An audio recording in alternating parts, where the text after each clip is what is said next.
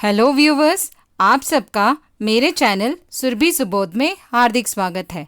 आज हम हिंदी व्याकरण का एक विषय समास, उसका जो पहला भेद है अव्ययी भाव समास, इसे उदाहरण सहित विस्तार से जानेंगे। तो पहले हम अव्ययी भाव समास से संबंधित कुछ महत्वपूर्ण बातें जान लेते हैं। अव्यय अर्थात वे शब्द जिन पर लिंग, वचन, काल और कारक का कोई भी प्रभाव न पड़ता हो। अव्ययी भाव समास में पूर्व पद अर्थात पहला पद अव्ययी और प्रधान होता है, प्रधान अर्थात इंपॉर्टेंट होता है, तथा समस्त पद अर्थात पूर्व पद और उत्तर पद के मिलने से जो शब्द बनता है उसे समस्त पद कहते हैं, वो भी अव्ययी होता है। उदाहरण प्रतिदिन, आजीवन। तो यहाँ प्रतिदिन में प्रति अव्यय शब्द है और दिन संज्ञा शब्द है। दोनों के मिलने से जो यहाँ प्रतिदिन शब्द बना है वो भी अव्यय शब्द है। आजीवन, आजीवन में आ शब्द अव्यय है तथा जीवन संज्ञा शब्द है। दोनों के मिलने से यहाँ जो शब्द आजीवन बना है वो भी अव्यय है। पुनरुक्ति होने पर भी अव्ययी भाव समास माना जाता है, अर्थात जहाँ शब्दों का रिपीटिशन हो, जैसे जल्दी जल्दी, गली गली। कई बार शब्दों की आवृत्ति अर्थात जहाँ ध्वन्यात्मकता हो, फोनेटिक साउंड हो, तो वहाँ भी अव्ययी भाव समास होता है, जैसे रातों रात, हाथों हाथ।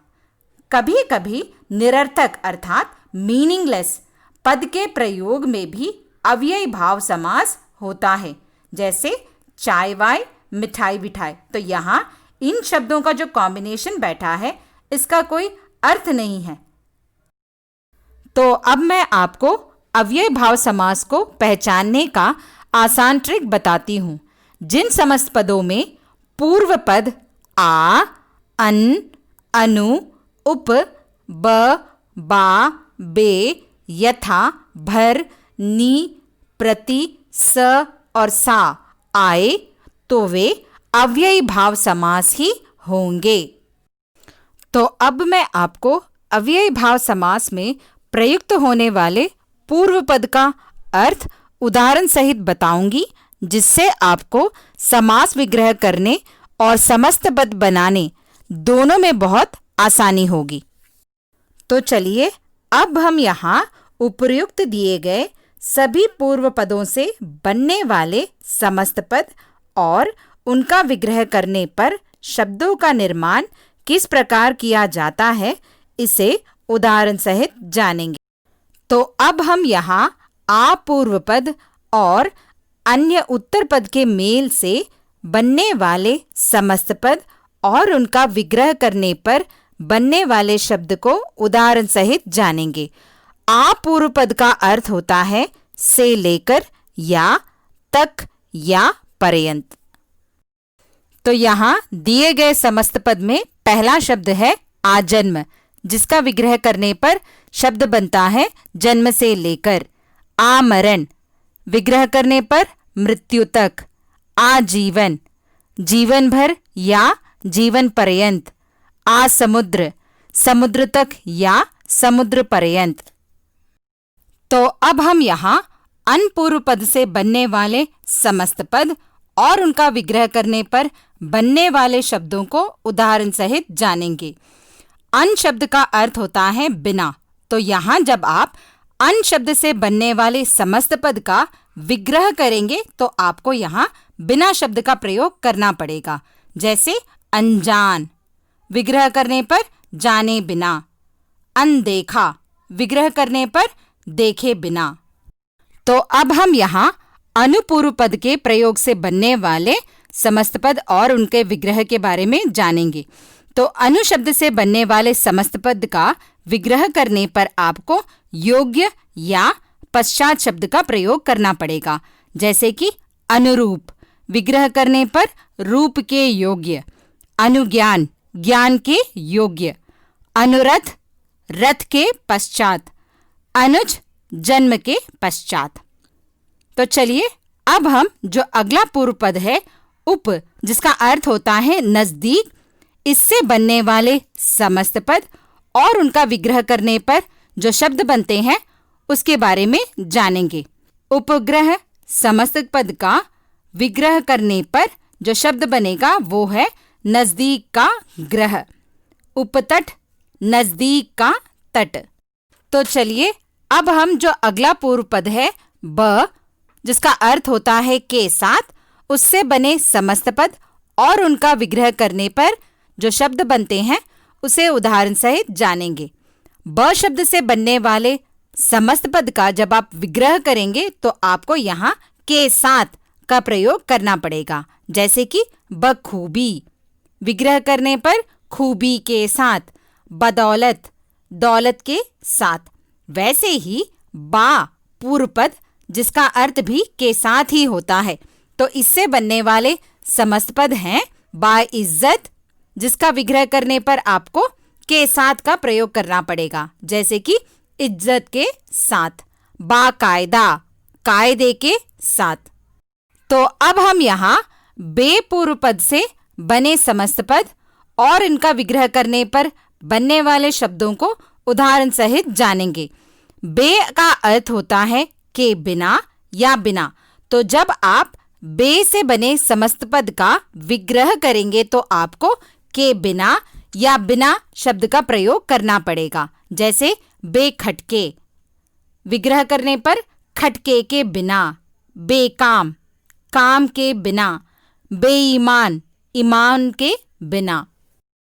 तो अब हम यथा पूर्व पद से बनने वाले समस्त पद और उनका विग्रह करने पर बनने वाले शब्दों को उदाहरण सहित जानेंगे। यथा शब्द का अर्थ होता है के अनुसार।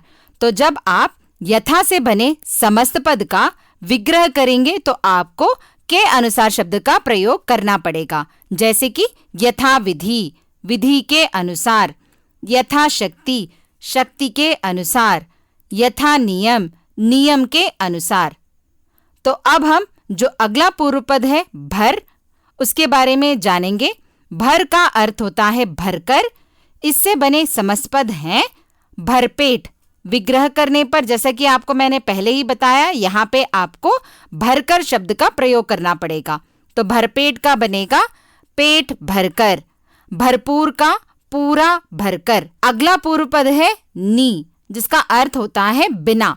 तो नी पूर्व पद से बने समस्त पद का जब आप विग्रह करेंगे तो आपको बिना शब्द का प्रयोग करना पड़ेगा।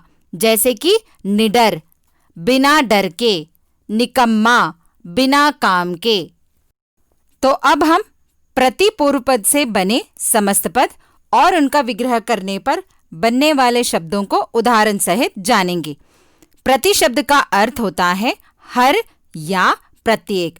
तो जब आप प्रति शब्द से बने समस्त पद का विग्रह करेंगे तो आपको हर या प्रत्येक का प्रयोग करना पड़ेगा। जैसे कि प्रतिदिन, विग्रह करने पर हर दिन, प्रत्येक, हर एक, प्रतिवर्ष, हर वर्ष। अगला पूर्व पद है स, जिसका अर्थ होता है के साथ या सहित। तो इससे बने समस्त पद का जब आप विग्रह करेंगे तो आपको के साथ या सहित शब्द का प्रयोग करना पड़ेगा। जैसे कि सस्नेह, विग्रह करने पर स्नेह के साथ या स्नेह सहित। सपरिवार, परिवार सहित या परिवार के साथ। जो अगला पूर्व पद है वो है सा, जिसका अर्थ होता है के साथ या सहित। इससे बने जो समस्त पद हैं वो है सादर। तो यहाँ जैसे कि मैंने आपको बताया, यहाँ विग्रह करने पर आपको के साथ का प्रयोग करना पड़ेगा या सहित का प्रयोग करना पड़ेगा। तो विग्रह करने पर यह बनेगा आदर सहित या आदर के साथ। तो जैसे कि हमने पहले देखा था कि पुनरुक्ति होने पर भी अव्यय भाव समास होता है। तो यहाँ पुनरुक्ति आए तो हमें उसकी जगह पर बहुत या हर का प्रयोग करना पड़ेगा। जैसे कि जल्दी जल्दी, विग्रह करने पर बहुत जल्दी। साफ साफ, विग्रह करने पर बहुत साफ। द्वार द्वार, तो यहाँ पे आप बहुत द्वार का प्रयोग नहीं कर सकते हैं, तो यहाँ हर का प्रयोग किया गया है। तो समास विग्रह करने पर यहाँ हर द्वार बनेगा, गली गली हर गली। इसके अलावा शब्दों की आवृत्ति होने पर उन शब्दों का जब हम विग्रह करेंगे तो आपको ही में शब्दों का प्रयोग करना पड़ेगा। जैसे कि रातों रात, जब आप इसका विग्रह करेंगे तो ये बनेगा रात ही रात में। हाथों हाथ, हाथ ही हाथ में। बीचों बीच, बीच ही बीच में। इसके अलावा निरर्थक पद के प्रयोग में भी अव्यय भाव समास होता है। तो जहां निरर्थक शब्दों के प्रयोग से बनने वाले समस्त पद का जब हम विग्रह करेंगे तो वहां आदि शब्द का प्रयोग करना पड़ेगा। जैसे कि मिठाई विठाई, जिसका विग्रह करने पर मिठाई आदि। चाय वाय, चाय आदि। खाना वाना, खाना आदि। पानी वानी, पानी आदि। तो यहाँ पे जो पहला पद जो होगा उसी को लेकर आपको शब्द बनाना पड़ेगा और आदि को बाद में जोड़ना पड़ेगा। आशा है कि आपको मेरा ये वीडियो अच्छा लगा होगा। यदि आपको मेरा ये वीडियो अच्छा लगा हो तो इसे लाइक, शेयर और सब्सक्राइब करना ना भूलें। आप अपने कमेंट्स कमेंट बॉक्स में भी डाल सकते हैं। अब हमारी मुलाकात अगले वीडियो में होगी। तब तक के लिए धन्यवाद।